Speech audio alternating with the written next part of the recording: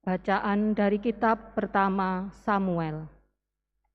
Samuel yang masih muda menjadi pelayan Tuhan di bawah pengawasan Eli.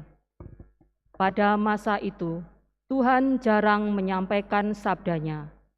Penglihatan-penglihatan pun tidak sering terjadi. Pada suatu hari, Eli yang matanya mulai kabur dan tidak dapat melihat dengan baik, sedang berbaring di tempat tidurnya. Lampu rumah Allah belum lagi padam. Samuel telah tidur di dalam bait suci Tuhan, tempat tabut Allah. Lalu Tuhan memanggil, "Samuel, Samuel." Samuel menjawab, "Ya Bapa." Lalu berlarilah ia kepada Eli dan berkata, "Ya Bapa, bukankah Bapa memanggil aku?" Tetapi Eli berkata, "Aku tidak memanggil, tidurlah kembali." Samuel pergi dan tidur lagi. Dan Tuhan memanggil Samuel sekali lagi.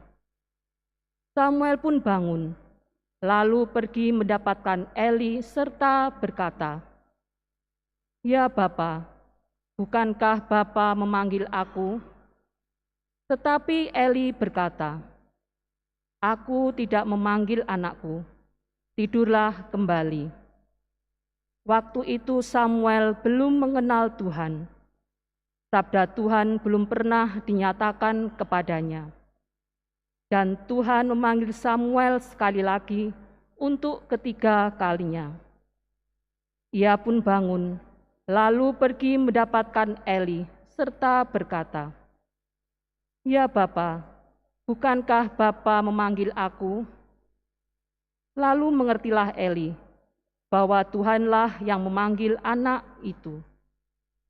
Sebab itu berkatalah Eli kepada Samuel, "Pergilah tidur, dan apabila engkau dipanggil lagi, katakanlah, 'Bersabdalah ya Tuhan, hamba-Mu mendengarkan.'" Maka pergilah Samuel, dan tidurlah ia di tempat tidurnya. Lalu datanglah Tuhan, berdiri di sana, dan memanggil seperti yang sudah-sudah, "Samuel, Samuel." Dan Samuel menjawab, "Bersabdalah ya Tuhan, hamba-Mu mendengarkan." Samuel semakin bertambah besar, dan Tuhan menyertai dia. Tidak ada satupun dari sabda Tuhan itu yang dibiarkannya gugur. Maka taulah seluruh Israel dan dari sampai Berseba bahwa kepada Samuel telah dipercayakan jabatan Nabi Tuhan. Demikianlah sabda Tuhan. Syukur kepada Allah. Ya Tuhan, aku datang untuk melakukan kehendak-Mu.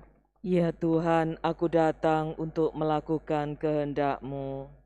Aku sangat menanti-nantikan Tuhan. Lalu ia menjengukku dan mendengar teriakku minta tolong. Berbahagialah orang yang menaruh kepercayaannya pada Tuhan, yang tidak berpihak kepada orang-orang yang angkuh, atau berpaling kepada orang-orang yang menganut kebohongan. Ya Tuhan, aku datang untuk melakukan kehendak-Mu.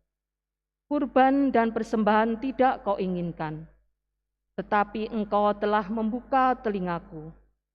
Kurban bakar dan kurban silih tidak Engkau tuntut. Lalu aku berkata, "Lihatlah Tuhan, aku datang." Ya Tuhan, aku datang untuk melakukan kehendak-Mu. Dalam gulungan kitab ada tertulis tentang aku. Aku senang melakukan kehendak-Mu, ya Allahku. Taurat-Mu ada di dalam dadaku. Ya Tuhan, aku datang untuk melakukan kehendak-Mu. Aku mengabarkan keadilan di tengah jemaat yang besar. Bibirku tidak kutahan terkatup. Engkau tahu itu, ya Tuhan. Ya Tuhan, aku datang untuk melakukan kehendak-Mu. Haleluya, haleluya, haleluya. Haleluya, haleluya, haleluya. Domba-dombaku mendengar suaraku. Aku mengenal mereka dan mereka mengikuti aku. Haleluya, haleluya, haleluya.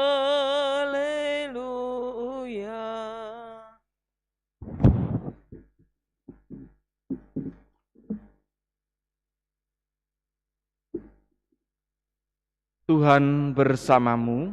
Dan bersama roh-Mu. Inilah Injil suci menurut Markus. Dimuliakanlah Tuhan.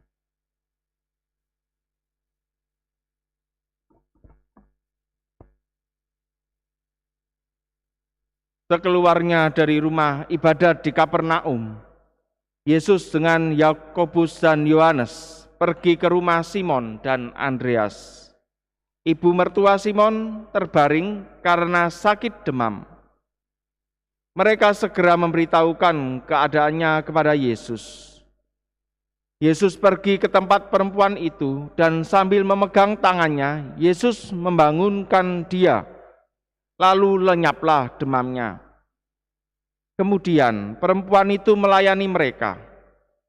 Menjelang malam, sesudah matahari terbenam, dibawalah kepada Yesus semua orang yang menderita sakit dan yang kerasukan setan. Maka berkerumunlah seluruh penduduk kota itu di depan pintu. Ia menyembuhkan banyak orang yang menderita bermacam-macam penyakit dan mengusir banyak setan. Ia tidak memperbolehkan setan-setan itu berbicara sebab mereka mengenal Dia. Keesokan harinya, waktu hari masih gelap, Yesus bangun dan pergi keluar. Ia pergi ke tempat yang sunyi dan berdoa di sana. Tetapi Simon dan kawan-kawannya menyusul Yesus. Waktu menemukan Yesus, mereka berkata, "Semua orang mencari Engkau." Jawab Yesus, "Marilah kita pergi ke tempat lain, ke kota-kota yang berdekatan, supaya di sana juga aku memberitakan Injil, karena untuk itu aku telah datang." Lalu pergilah Yesus ke seluruh Galilea, memberitakan Injil dalam rumah-rumah ibadat mereka dan mengusir setan-setan. Demikianlah sabda Tuhan. Terpujilah Kristus.